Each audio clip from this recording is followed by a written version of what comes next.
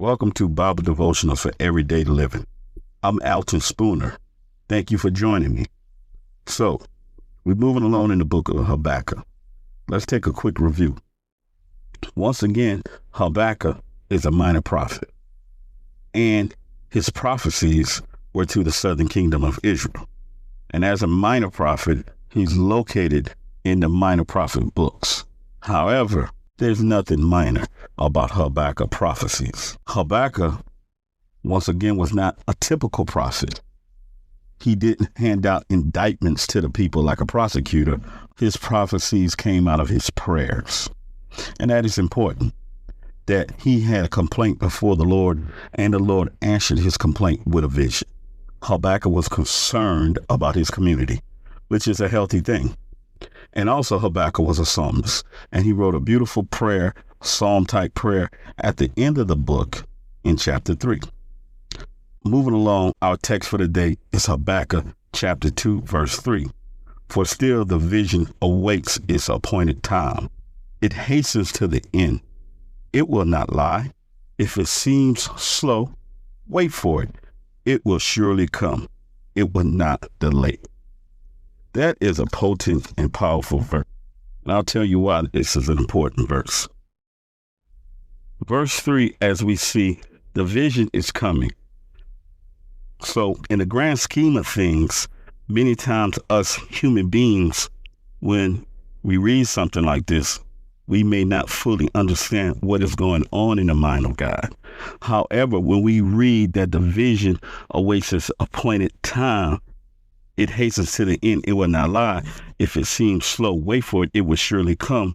It will not delay. We have to think about God in his strategic patience. God is strategically patient and similar to a general. See, God's visions or God's plan has to be choreographed like a dance or a stage play. God is moving the pieces on the chessboard, or like a commanding general looking at the battlefield. He is waiting for other battlefield dynamics to develop before judgment comes, or before the precise moment in battle where the most damage is inflicted. And that damage is going to be inflicted as a form of judgment. So let me use this for an illustration. I'm no history professor. I like history a little bit. So we got to think about Ulysses S. Grant, the major general commanding the Union forces during the Civil War and the battle for Vicksburg. A lot of people were angry with General Grant. He was just sitting around Vicksburg taking a while. But the reason why he didn't attack right away is because Vicksburg had some major cannons, and that city was fortified on the river. So Grant did a combined arms move. It was kind of cutting edge for that time. He combined naval battle forces with the new technology of ironclad naval ships with a infantry maneuver. And he used the battleships also for troop transport. And they hugged the side of the river where the guns couldn't harm these ships that had these thick metal hulls, these thick metal armament where they could survive an attack. And he moved his troops far south and slowly cut off Jackson, Mississippi before he attacked Vicksburg. He cut off Jackson, Mississippi to cut off the supply to starve out the Confederates that were trying to defend Vicksburg. Now, don't jump in my comments because I'm not a history professor if I'm a little off on it.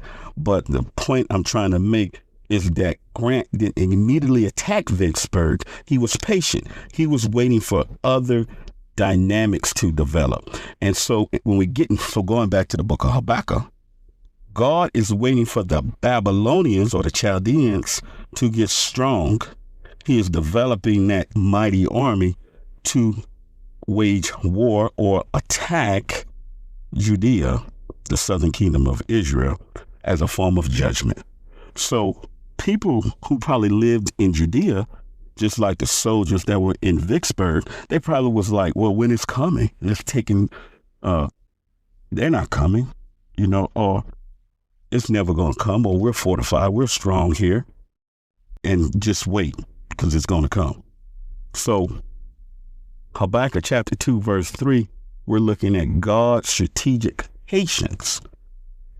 And therefore, there's a lot of life application material that we can gain from Habakkuk 2, verse 3.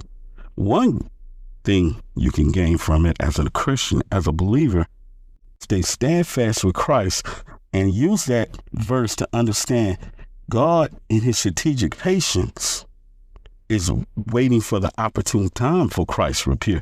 Because when Christ reappear at his second coming, there will be judgment for the enemies of Christ.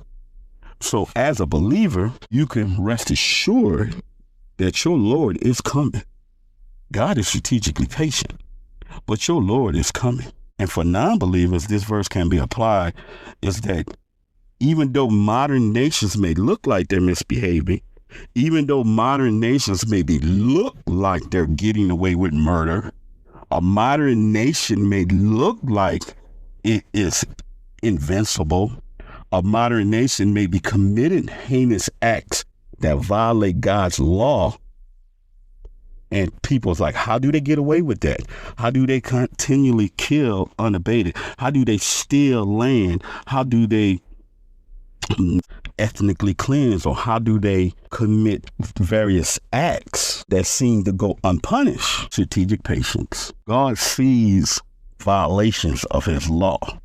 God sees inhumane oppression, injustice. God sees when men of a particular individual nation, of a particular individual community are living in a way runs contrary his original plan, that run contrary to God's image and likeness. Judgment will come. And not just with nations. You can even take this principle and apply it in a personal way. When someone is in a home and you may say, wow, how come mama keep doing this to daddy? And daddy just puts up with it. Or how come daddy keeps doing this to mama? But mama puts up with it. Just wait. Strategic patience. God is waiting in the fullness of his time.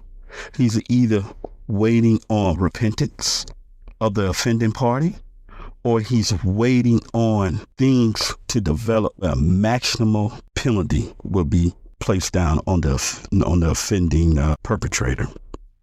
So when you see misbehavior, law breaking, things going contrary to a godly nature happening, whether it's in the home, whether it's in a neighborhood, the community, or nation, just be strategically patient, because he's strategically patient, and wait for it. Once again, thanks for joining me. May God keep you and have a blessed day. Goodbye. If you would like to support the podcast, you can do so by purchasing the book, Bible Devotionals for Everyday Living, available now on Amazon.